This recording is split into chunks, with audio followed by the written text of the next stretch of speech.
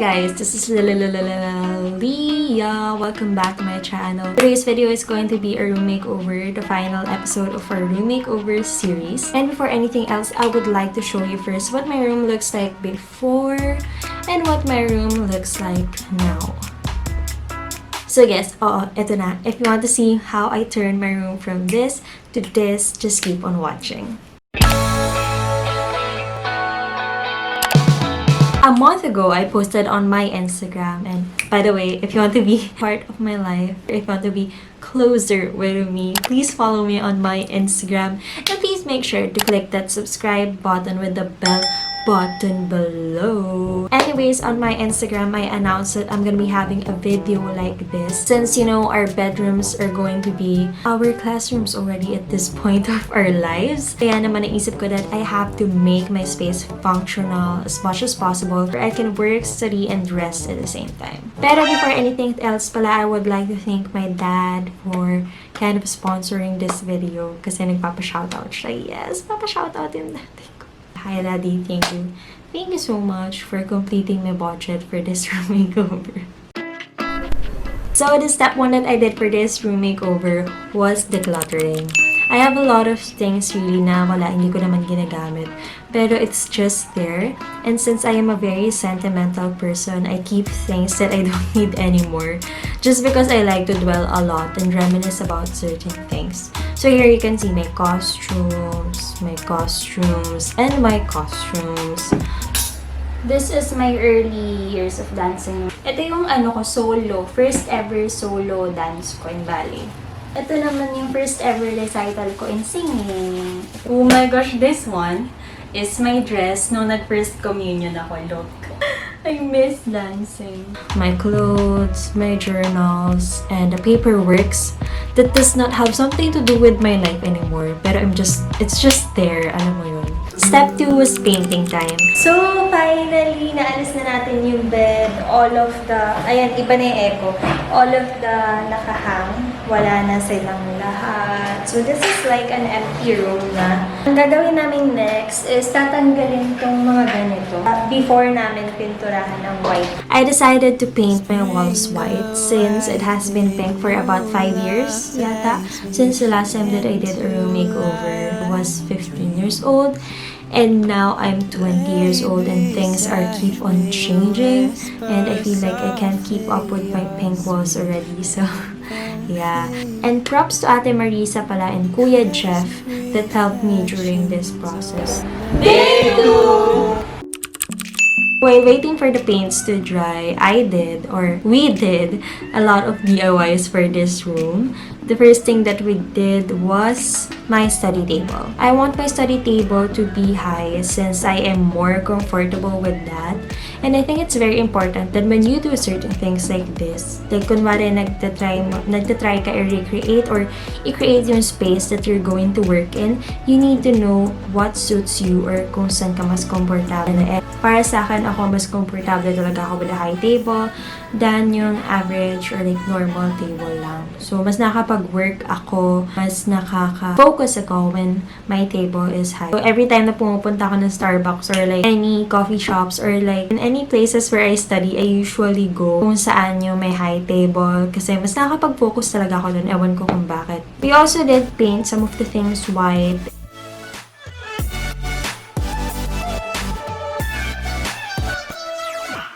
And then, we did my full-length mirror. Ayan, kung makikita nyo. Oh my gosh, this is like my favorite thing ever. We are done fixing it. Ayan. And yeah, that's probably it. I did a wall decor din pala. I did a DIY wall decor. And if you want to see that, please watch it after this video. Hey guys, it's our day 3 today. And ito na yung progress ng room natin.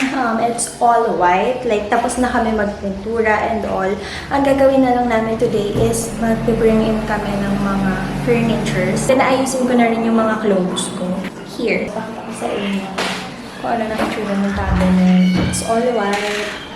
para malinis lang tingnan. Ang gagawin natin today is ipapasok na natin yung sofa since na-deliver na rin naman. And then yung shoe rack ko, nandun na rin. And then yung table ko, nandun na rin. So, we are close to getting it done. Finally, down to our last step, which is moving in the furniture and all of the decors that I bought online, and some of it are just from stores that are near my house. On my Instagram din pala, I did a poll where I asked kung magpo-full length mirror ba ako or magka-cabinet mirror ako. This is the poll, ayan. And ang nanalo is cabinet mirror, pero things did not work the way I imagined it to be, so nag-stick na lang ako sa full length mirror. I am sorry, you guys. Baka sabihin nyo, pa-poll-poll pa ako, tapos di ko naman sinusunod. I am so sorry. Hindi talaga siya mag-work because my cabinet is facing my window. And yung napakalaki kong window, hindi talaga siya mag-work.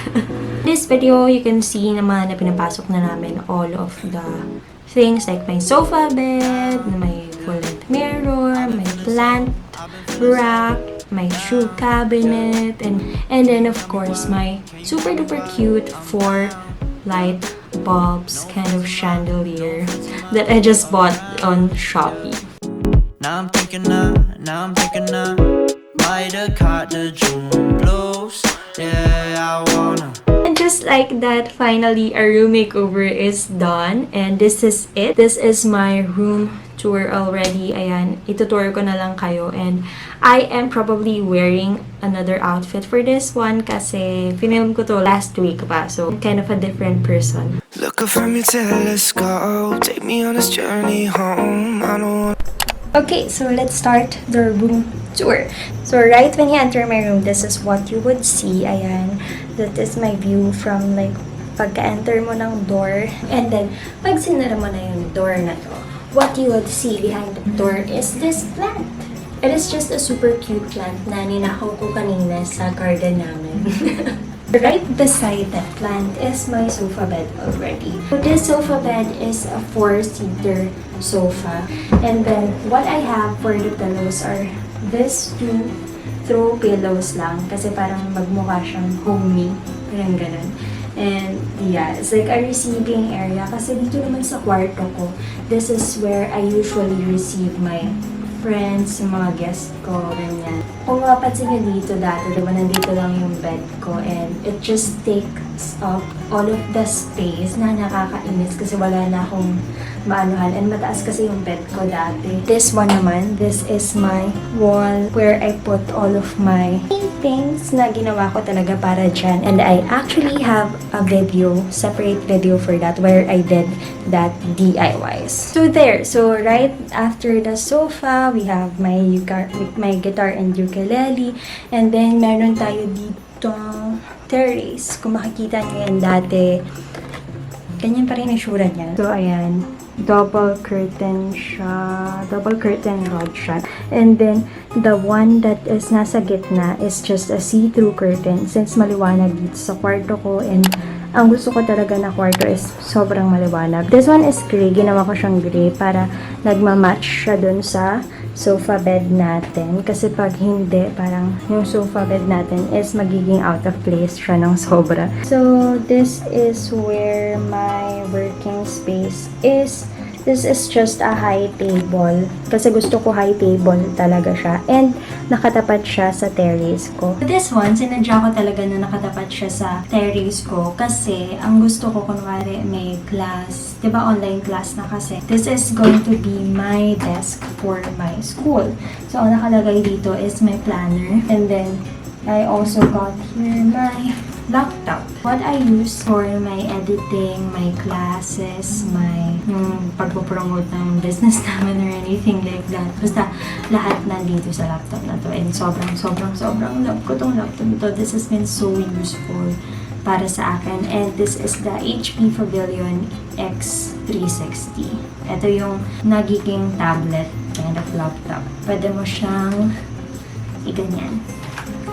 And then, this is also touch screen. So, very helpful siya.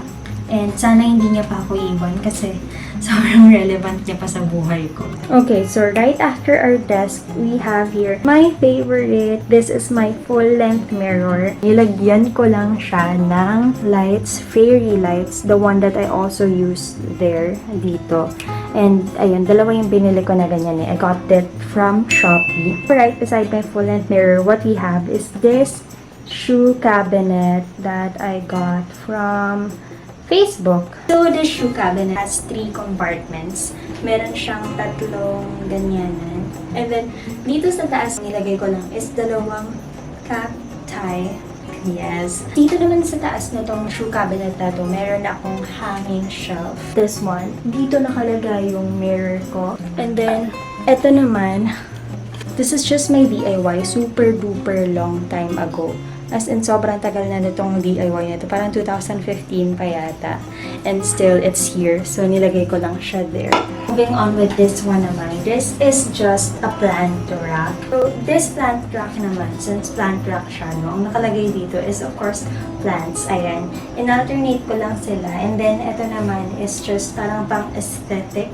And then, ito naman, arte-arte lang. May nakita lang ako dito na parang paper ko a very long time ago na, and it says no paint, no gain. Ito namang hanging shelf na to sa taas ng ating plant rack. It's just, yan, ayan lang nakalagay dyan. This is actually our tissue holder na spinray paint nila a long time ago, and nakita ko sa labas. Sabi ko, ang cute, bagay siya sa room ko. Then, ito naman, this is actually made by my mom a long time ago kasi dati nagpa-pottery si mom. And nakita ko lang rin and bagay siya dun sa room ko. So, kinuha ko. And then, nilagyan ko lang rin again ng dried wheat. Right after my plant rack, ang makikita nyo is just another door. Itong door na to is papunta siya sa CR ko. So, yan, CR namin yan ng kapatid ko kasi 2 door yan actually. This one naman, right here, is my cabinet where I put most of my things, and I'm kind of proud with this cabinet, so ipapakita ko siya sa inyo. Dati, itong cabinet na to, ang nandito sa part na to is usually most of my school stuff, tapos mga kalat ko, mga paperworks and everything, since ang course ko is dati, nung senior high school, ABM kami, so parang ang dami naming paperworks. Tapos hindi ko tinatapon kasi feeling ko i-review ko siya ng i-review. Ang nilagay ko na lang dito sa cabinet na to, since ang dami-dami ko na palang damit na hindi ko naman namalayan, no? Kasi nga, parang nung nag-dorm ako, hindi ko napansin na sobrang dami ko na palang gamit. Kasi nga, 2 yung inuuwian ko. So, I have here my room na punong-puno ng gamit. And I have also my dorm na punong-puno ng gamit. Sayang nga, hindi ko na kayo na-tour sa dorm ko. Dapat ayusin ko siya this sem, like this second year, para ma-dorm tour ko kayo. Kaso hindi na umabot, nagkaroon na ng COVID kasi wala na akong dorm life. Ayan, so those are my jeans. Ayan, puro jeans yan lahat. And then this one, skirt and shorts. And ayan, nilagay ko lang yung flower thing ko dyan kasi hindi siya bagay dito sa plant rack na to. So, dyan ko na lang siya nilagay. This water bottle is actually my favorite water bottle ever, to the point na hindi ko siya ginagamit. Dinala ko lang siya sa ballet class ko before. Like, mga ano lang siguro. Mga 5 times. Ganun ko lang siya nadala sa ballet class kasi sobrang iniingatan ko talaga siya. And then, ito naman yung second cabinet natin. Mga dress. Dati sobrang punong-puno yan ng dress. As in, dati. And then, right here naman, sa baba ng mga dresses na to, what I have is this parang hygiene things. Okay? Meron ako ditong makeup. Itong makeup na to is bawas na rin lahat ng makeup na yan. Sobrang konti na lang ng makeup na natira sa akin. And then, I have here my falsies na hindi ko naman na nagamit kasi hindi na rin ako nag-perform. Like, kadalasan kasi itong mga falsies na to, ginagamit ko lang siya kapag may mga shows, ganyan, like sa ballet. And then, ito lahat ng mga lipsticks ko, pinawasan ko na rin. And then, jewelries, and then makeup brushes. Here sa baba, what I have are my school things. Ito, puro mga school things yan. Yan, from libro to mga gamit na hinord ko. Ito yung book na currently binabasa ko, How to Turn Your Passion into Profit by Bo Sanchez. Favorite ko si Bo Sanchez. It's my student handbook for school. Ayan, nandito lang rin siya. Ito yung binder ko na hindi ko naman na nagamit. So, ayan, puro mga school stuff lang yan. So, this will serve as may parang kind of locker. Kasi dati lahat lang to nasa dorm ko lang. So, lahat ng nandito before is mga puro kalat. Dito naman sa baba, may mic ako dito. Oh, yung mic ko dati na ginagamit ko pang mga covers ko, ganyan. Tapos, I have here, ito, oh my gosh, itong ano na to, hindi ko pa nagagamit. This is the Wacom Intuos na pang drawing. Naman sa side na to is just where I put all of my pang calligraphy stuff. And then, this one naman is also my cabinet. This is just where I put my jackets, mga t-shirt. Hindi ko pa lang nasusuot. Sobrang cute ng t-shirt na to. I got it from Mikel.ph. Mikel! May YouTube channel na rin sa Mikel. This one naman, mga bralettes. Ganyan. And then, dito sa kabilang cabinet na to, I just have here my pambahay clothes. Onti lang siya at the moment kasi nasa labahan most of my clothes, and kakalaba ko lang kanina, kakasalang ko lang ng labahin kanina, so hindi pa siya tapos. And then dito sa baba ng mga jackets na to, I just have my bags. Ayan. So last but not the least na ipapakita ko sa inyo, this is the last part of my room. Ito yung pinaka-center ng room. So ito na yung pinaka-last part ng room. This is just a center table with this cute na wine bottle. This is actually just a wine bottle na DIY ng mommy ko before. Super bata pa siya noon. I can remember that. And bata pa rin ako noon. Dito naman ako, kunwari magkakape and magbabasa ng mga libro. Yan, usually dito lang ako. And then may pa-carpet ako dito. Pa-carpet lang tayo dyan. And this is the center table. And then, ito na yung plant rack ko ulit. And then, shoe cabinet. And then,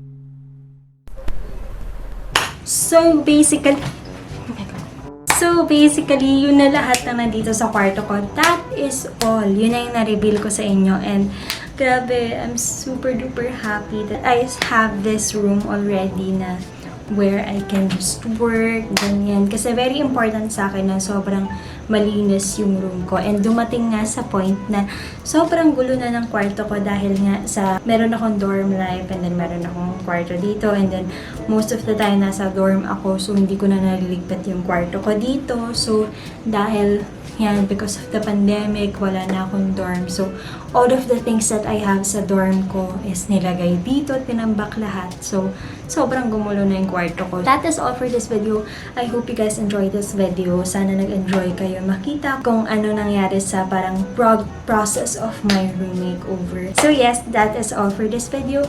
This has been Leah. I hope you guys enjoyed this video. Please click the like button if you like this video and if you want to be part of my journey in life. Please click the subscribe button na rin. I'm gonna see you guys in my next video. I love you. Bye!